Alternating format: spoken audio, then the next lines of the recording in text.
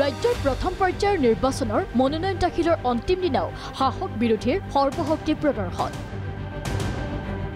কেইবাজনো হেভিৱেট প্ৰাৰ্থীয়ে আজি দাখিল কৰিলে মনোনয়ন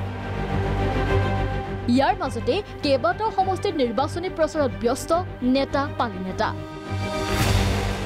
বহু প্ৰতিশ্ৰুতি লৈ ৰাইজৰ কাষলৈ পুনৰ নেতা মন্ত্ৰী আমগুৰিত গায়ন বায়নেৰে আদৰণি মুখ্যমন্ত্ৰী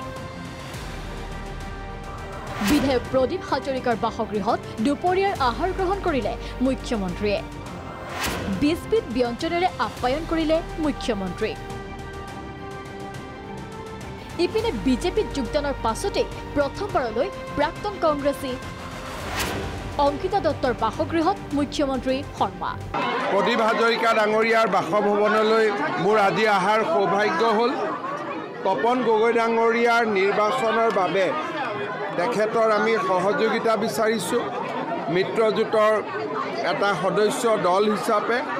আজি আমগুৰিত আহিছিলোঁ অংকিতা দত্তকো লগ পালোঁ লগত তেওঁৰ সমৰ্থকসকল বা যিসকলে বহুত দিন ধৰি একেলগে কংগ্ৰেছ কৰিছিলে আজি বিজেপিত আহিছে সকলোকে লগ পালোঁ মনৰ এষাৰ কথা পাতিলোঁ আমগুৰিত নহয় গোটেই অসমতেই কংগ্ৰেছ শূন্য হ'ব এইটো যেনেকৈ মোদীৰ গেৰেণ্টি ভাৰতৰ বহুত উন্নয়নৰ কাৰণে তেনেকৈতো হিমন্তৰ গেৰেণ্টি যে কংগ্ৰেছ নোহোৱা হৈ যাব কংগ্ৰেছৰ চিনটো থাকিব আৰু মানুহ দেখা নাপায় মাজুলীত গৌৰৱ গগৈৰ হৈ নিৰ্বাচনী প্ৰচাৰ বিধায়িকা নন্দিতা দাসৰ গাঁৱে গাঁৱে মহিলাৰ সৈতে সভা বিধায়িকা নন্দিতা দাসৰ উজ্জ্বলা আঁচনি নচলা আঁচনি হ'ল 1200 টকাৰে গেছ কিনিব নে ঘৰ পাব এনে বহু কথাৰে মুখ্যমন্ত্ৰীক কটাক্ষ নন্দিতা দাসৰ মুখ্যমন্ত্ৰী ডাঙৰীয়া জানে যে গৌৰৱ গগৈ ডাঙৰীয়া জিকিব তো কেনেকৈ ক'ব তো ক'ব নোৱাৰিব নহয় জিকিয়ে আছে যিজন ব্যক্তি জিকিয়ে আছে তেওঁৰ আৰু সংখ্যা দি কি লাভ আছে মুখ্যমন্ত্ৰী ডাঙৰীয়াই কি কয় কি নকয় তেওঁ সেই কথাৰ কোনো মানে ক'ব গ'লে কোনো ভেলুৱে নাই তেওঁ আজি এটা কয় কালি এটা কয় ইভিএমে ক'ব যে কোন গ'ল কিমান গ'ল আৰু কিমান আহিল সেইকাৰণে আমাৰ লক্ষ্য ৰাইজৰ সেৱা আৰু গৌৰৱ গগৈ ডাঙৰীয়া এজন যোগ্য ব্যক্তি বলিষ্ঠ কণ্ঠ পাৰ্লামেণ্টত তেওঁ অসমৰ স্বাৰ্থত তেওঁ মাত মাতি আছে আৰু তেখেতক যদি পঠাব পাৰে ৰাইজে তেওঁহে গৈ মাত মাতিব কিন্তু বিজেপিৰ যোজন শুই থাকিব বৰপেটাৰ অগপৰ প্ৰাৰ্থী ফণীভূষণ চৌধুৰীৰ জোৰদাৰ প্ৰচাৰ সমষ্টিয়ে ঘূৰিছে ফণীভূষণ চৌধুৰীৰ হৈ বৰপেটাত প্ৰচাৰ চলাবলৈ আহিব প্ৰধানমন্ত্ৰী মোদী 3 লাখ ভোটত জয়ী হ'ম বুলি দাবী নেতাগৰাকীৰ আজি এতিয়াও যদি এই মুহূৰ্তত যদি ভোট হয় আমি তাৰমানে আমাৰ ব্যৱধান 3 লাখৰ তলত নহ'ব বুলি বিবেচনা বৰপেটা লোকসভা সমষ্টিত ভাৰতবৰ্ষৰ মাননীয় প্ৰধানমন্ত্ৰী নৰেন্দ্ৰ মোদী ডাঙৰীয়াই এখন প্ৰচাৰ অভিযান চলাব এখন সভা অনুষ্ঠিত হ'ব নিৰ্বাচনী সভা আৰু তাৰপিছতে যিহেতু আমাৰ ইয়াৰ নিৰ্বাচনটো তৃতীয় পৰ্যায়ত হ'ব থাৰ্ড ফেজত হ'ব গতিকে ইয়াত বাকী আমাৰ যিসকল তাৰমানে ৰাজ্যিক নেতৃত্ব আছে মুখ্যমন্ত্ৰীৰ পৰা আৰম্ভ কৰি অন্যান্যসকল তেওঁলোকে নিশ্চয় এই থাৰ্ড ফেজত আমাৰ যি 4টা সমষ্টি নিৰ্বাচন হ'ব এই নিৰ্বাচনত এই 4টা সমষ্টি তেওঁলোকে সব নেতাই ইয়াত অংশগ্ৰহণ কৰিব বিলাসীপাৰাত ৰকিবুল হুছেইনে বজালে ৰণডংকা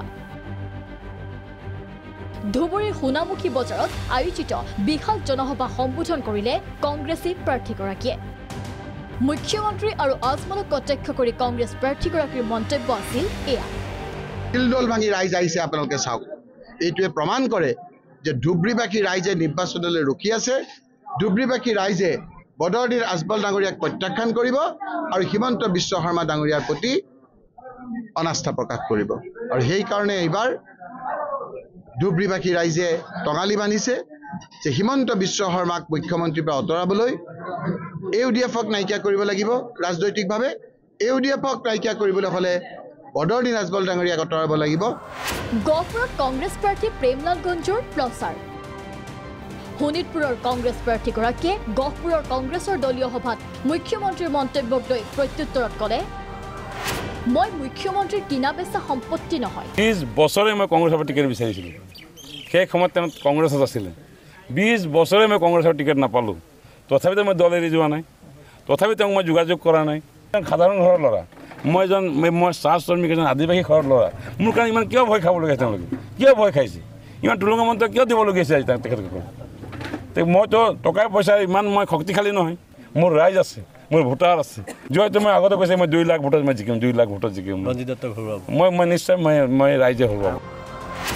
ইপিনে কংগ্ৰেছক সমালোচনা নদুৱাৰ বিধায়ক পদ্ম হাজৰিকাৰ বালিপাৰাৰ বান প্ৰতিৰোধ আঁচনি পৰিদৰ্শন কৰি বিধায়কগৰাকীৰ মন্তব্য তেজপুৰত অসমৰ ভিতৰতে আটাইতকৈ বেছি ভোটত জিকিব বিজেপিৰ ৰঞ্জিত দত্ত এইবাৰ তেজপুৰ সমষ্টিত আটাইতকৈ বেছি ভোটত ভাৰতীয় জনতা পাৰ্টিৰ প্ৰাৰ্থী ৰঞ্জিত দত্ত ডাঙৰীয়া জয়যুক্ত হ'ব প্ৰেমলাল গুঞ্জুৱে 2 লাখ ভোটত জিকিম বুলি কৈছে অলিক কল্পনা কৰাটো অসুবিধা নাই নহয় বাস্তৱটোহে নিষ্ঠুৰ তেওঁলোকৰ আচলতে দলীয়ভাৱে কিমান শক্তিশালী সংগঠন সামগুৰিত নিৰ্বাচনী প্ৰচাৰ ৰকিবুল প্ৰত্যুত্তৰ সামগুৰি লৰিমুখৰ দলীয় সভাত মুখ্যমন্ত্ৰী শৰ্মা আৰু আজমলক কটাক্ষ ৰকিবুল হুছেইনৰ এইকেইটা দিন মাইনৰিটি কোৱা হৈছে এইকেইটা দিন মুছলমান কোৱা হৈছে আগতে মিয়া কয় এইকেইটা দিন কয় নহয় আচলতে কি হৈছে জানে তেওঁ তৰুণ গগৈক বেয়া পালে বুলি আহোমক বেয়া পায় আহোমক বেয়া পালে বুলিয়ে 15টা পিছলা সমষ্টি ডিসাইডিং ফেক্টৰ আছিল ডিলিমিটেশ্যনৰ জৰিয়তে একেবাৰে লৈ গৈ দুটালৈ লৈ গুচি গ'ল যে উজনিত তেওঁক মানুহে খুব বেয়া পায় সেইকাৰণে বদৰুদ্দিন আজমলৰ বুকুচাত উঠি তেওঁ বৈতৰণি পাৰ হ'ব গৈছে আৰু বদৰুদ্দিন আজমলো এইবাৰ হিমন্ত বিশ্ব শৰ্মাৰ লগত দহৰম মহৰমৰ কাৰণে তেখেতে আপোনাৰ এবাৰ হাৰিব তেওঁলোকে ধৰ্মীয় মেৰুকৰণৰ ৰাজনীতি কৰি হিংসা বিদ্বেষ ঘৃণা আৰু বৈষম্যৰ তেওঁলোকে বীজ বাষ্প ছটিয়াই তেওঁলোকে গোটেই অসমীয়া জনসমাজখন তেওঁলোকে দুটা ভাগত বিভক্ত কৰিছে আৰু দুইটা ভাগৰ মাজতে তেওঁ এজন প্ৰতিনিধি আছে সেইজন হ'ল AIDF-ৰ বদৰুদ্দিন আজমল